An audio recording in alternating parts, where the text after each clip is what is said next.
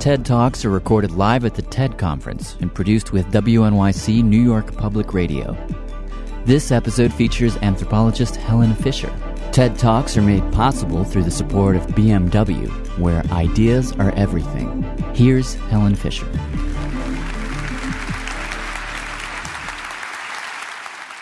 I'd like to talk today about the two biggest social trends in the coming century and perhaps in the next 10,000 years. But I want to start with my work on romantic love, because that's my most recent work. What I and my colleagues did was put 32 people who were madly in love into a functional MRI brain scanner, 17 who were madly in love and their love was accepted, and 15 who were madly in love and they had just been dumped. And so I want to tell you about that first, and then go on into where I think love is going. What 'tis to love, Shakespeare said. I think human beings have been wondering about this question since they sat around their campfires or lay and watched the stars 1,000,000 years ago. I started out by trying to figure out what romantic love was by looking at the last 45 years of research on just psychological research. And as it turns out, there's a very specific group of things that happen when you fall in love. The first thing that happens is what I call, a person begins to take on what I call special meaning. As a truck driver once said to me, he said, "The world had a new center, and that center was Marianne." George Bernard Shaw said it a little differently. He said, "Love consists of overestimating the differences between one woman and another." And indeed, that's what we do. And then you just focus on this person. You can list what you don't like about them, but then you sweep that aside and focus on what you do. As Chaucer said, love is blind. On trying to understand romantic love, I decided I would read poetry from all over the world. And I just want to give you one very short poem from 8th century China, because it's an almost perfect example of a man who is focused totally on a particular woman. It's a little bit like when you are madly in love with somebody and you walk into a parking lot, their car is different from every other car in the parking lot. Their wine glass at dinner is different from every other wine glass at the dinner party. And in this case, a man got hooked on a bamboo sleeping mat. And it goes like this. It's by a guy called Wan Chen. "I cannot bear to put away the bamboo sleeping mat. The night I brought you home, I watched you roll it out." He became hooked on a sleeping mat, probably because elevated activity of dopamine in his brain, just like with you and me. But anyway, not only does this person take on special meaning, you focus your attention on them, you aggrandize them, but you have intense energy. As one Polynesian said, he said, "I felt like jumping in the sky." You're up all night, you're walking till dawn, you feel intense elation when things are going well, mood swings into horrible despair when things are going poorly, real dependence on this person. As one businessman in New York said to me, he said, "Anything she liked, I liked." Simple. Romantic love is very simple. You become extremely sexually possessive. You know, if you're just sleeping with somebody casually, you don't really care if they're sleeping with somebody else. But the moment you fall in love, you become extremely sexually possessive of them. I think that is a Darwinian, there's a Darwinian purpose to this. The whole point of this is to pull two people together strongly enough to begin to rear babies as a team. But the main characteristics of romantic love are craving, an intense craving to be with a particular person, not just sexually, but emotionally. You'd much rather, it would be nice to go to bed with them, but you want them to call you on the telephone, to invite you out, etc., to tell you that they love you. The other main characteristic is motivation. The motor in the brain begins to crank and you want this person. And last but not least, it is an obsession. When I put these people in the machine, before I put them in the MRI machine, I would ask them all kinds of questions. But my most important question was always the same. It was, what percentage of the day and night do you think about this person? And indeed, they would say, all day, all night. I can never stop thinking about him or her. And then the very last question I would ask them, I would always have to work myself up to this question because I'm not a psychologist. I don't work with people in any kind of traumatic situation. And my final question was always the same. I would say, would you die for him or her? And indeed, these people would say yes, as if I had asked them to pass the salt. I was just staggered by it. So we scanned their brains, looking at a photograph of their sweetheart and looking at a neutral photograph with a distraction task in between, so we could look at the same brain when it was in that heightened state and when it was in a resting state. And we found activity in a lot of brain regions. In fact, one of the most important was a brain region that becomes active when you feel the rush of cocaine. And indeed, that's exactly what happens. I began to realize that romantic love is not an emotion.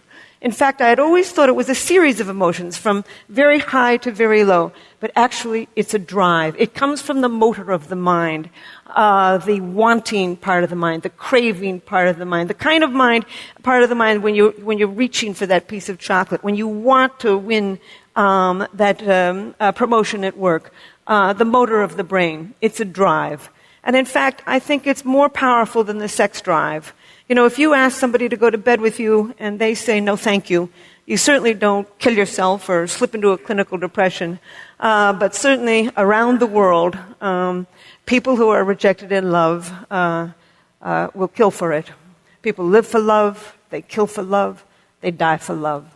They have songs, poems, novels, sculptures, paintings, myths, legends. In over 175 societies, people have left their evidence of this powerful brain system. I have come to think it's one of the most powerful brain systems on earth for both great joy and great sorrow.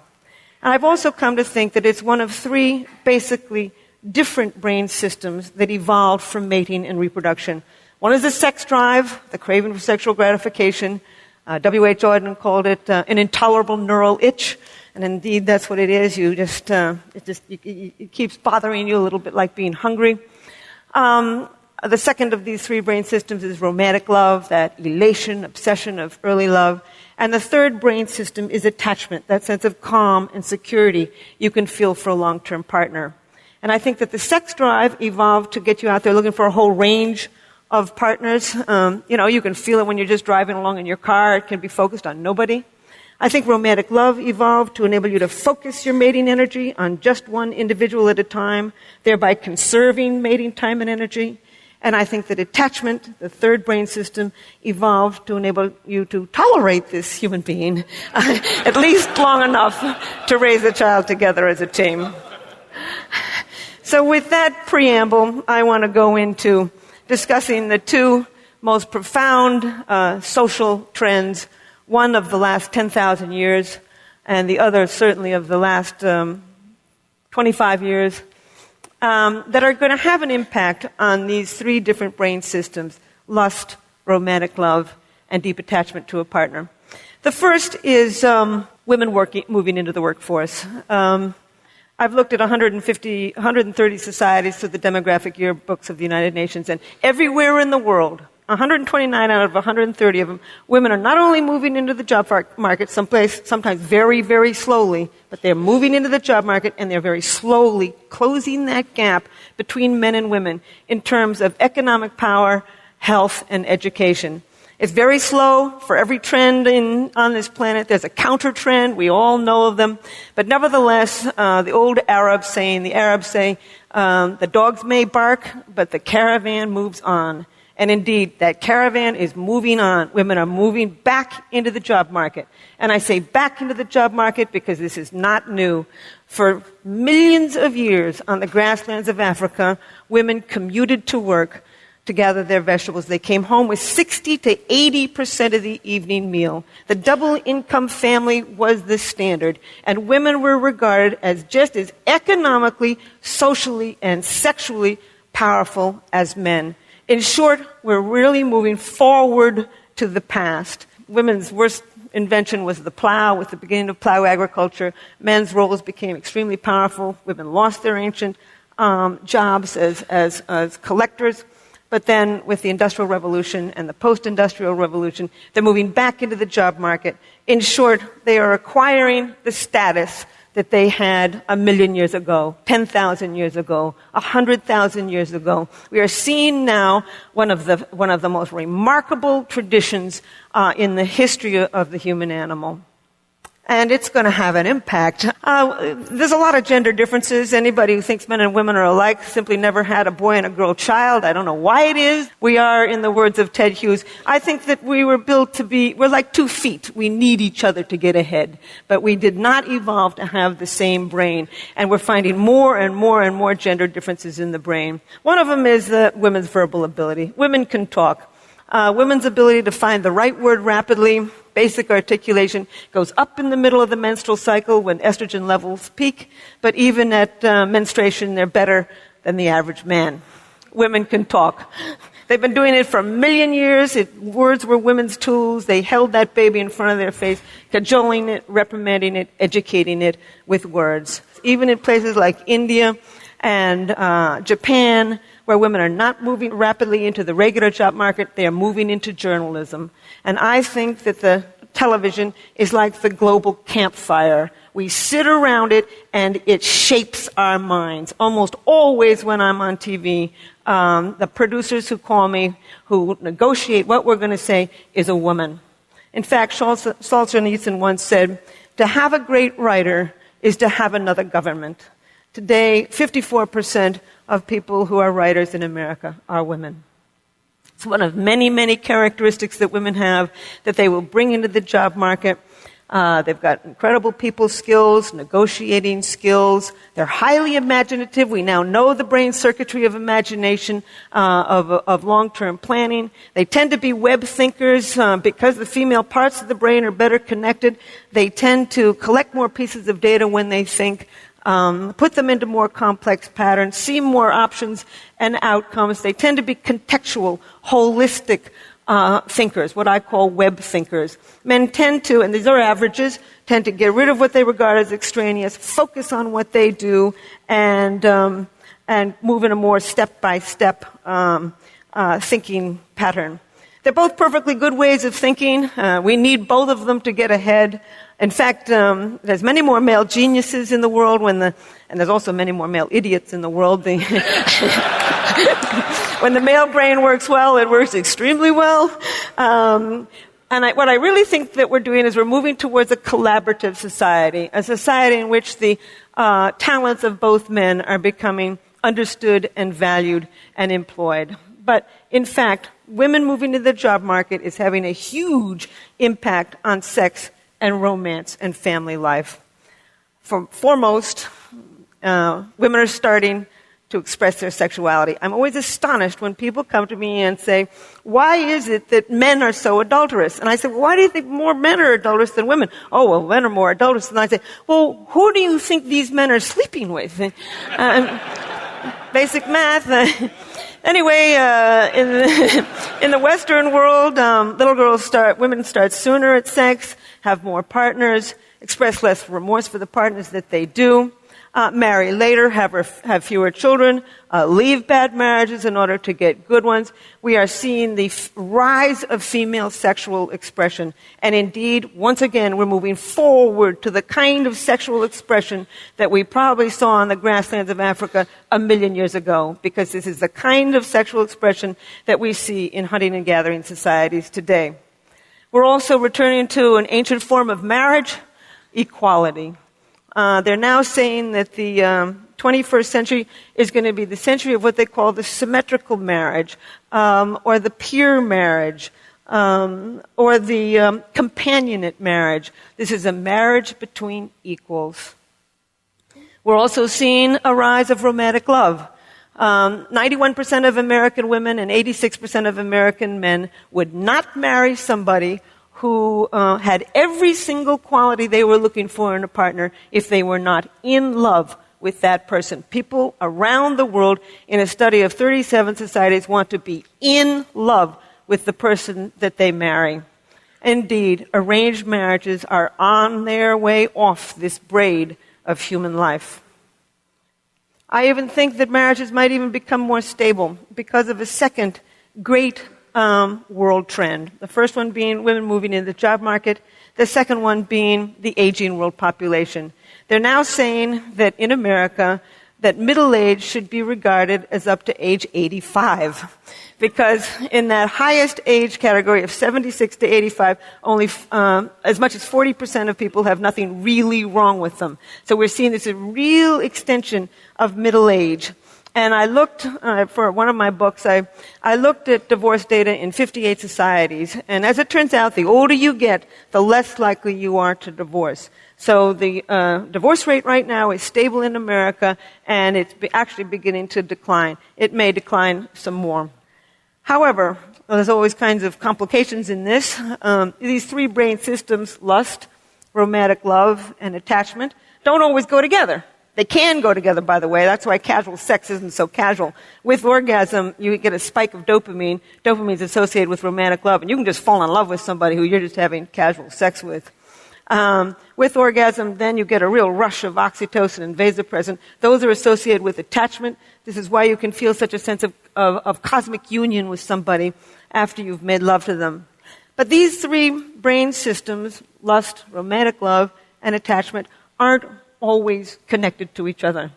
You can feel deep attachment to a long-term partner while you feel intense romantic love for somebody else, while you feel the sex drive for people unrelated to these other partners. In short, we're capable of loving more than one person at a time. In fact, you can lie in bed at night and swing from deep feelings of attachment for one person to deep feelings of romantic love for somebody else. It's as if there's a committee meeting going on in your head as you are trying to decide what to do. So I don't think, honestly, we were an animal that was built to be happy. We were an animal that was built to reproduce. I think the happiness we find, we make. And I think, however, we can make good relationships with each other. So I want to conclude with two things. I want to conclude with a worry. I have a worry, and with a wonderful story. The worry is about antidepressants. Over 100 million prescriptions of antidepressants are written every year in the United States. And these drugs are going generic. They are seeping around the world.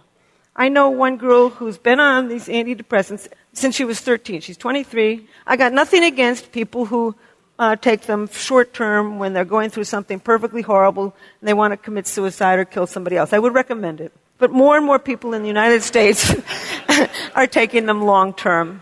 And indeed, what these drugs do is raise levels of serotonin. And by raising levels of serotonin, you suppress the dopamine circuit. Everybody knows that. Dopamine is associated with romantic love. Not only do they suppress the dopamine circuit, but they kill the sex drive. And when you kill the sex drive, you kill orgasm. And when you kill orgasm, you kill that flood of drugs associated with attachment. The things are connected in the brain, and when you tamper with one brain system, you're going to tamper with another. I just simply say that a world without love is a deadly place. So now,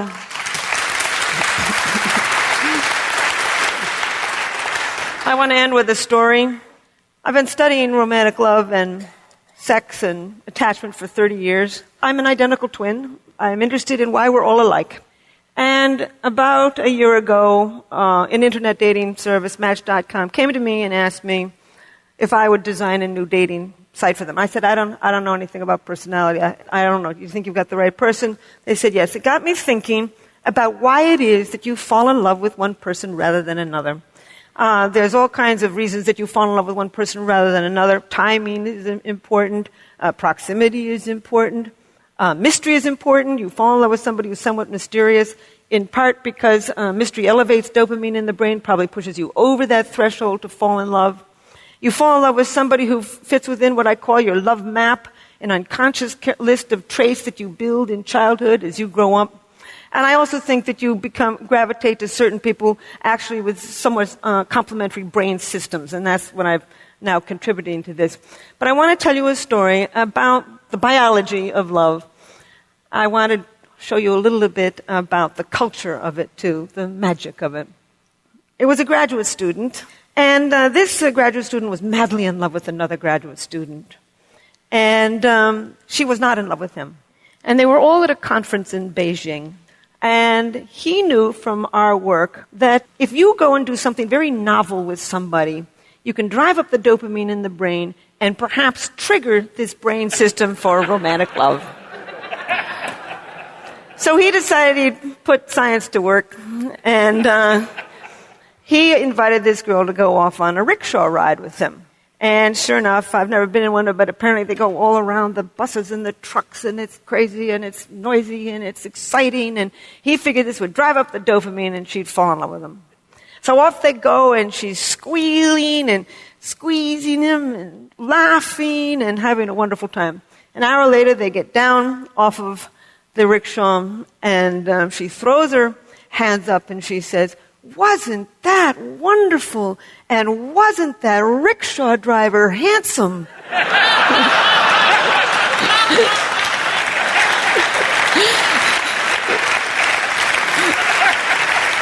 There's magic to love. But I will end by saying that millions of years ago, we evolved 3 basic drives: the sex drive, romantic love, and attachment to a long-term partner. These circuits are deeply embedded in the human brain. They're going to survive as long as our species survives on what Shakespeare called this mortal coil. Thank you.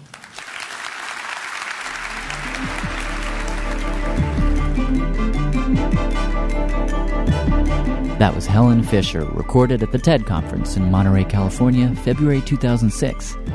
TED Talks are produced by WNYC New York Public Radio for TED. TED Talks are made possible through the support of BMW, where ideas are everything. For more information on TED, visit TED.com.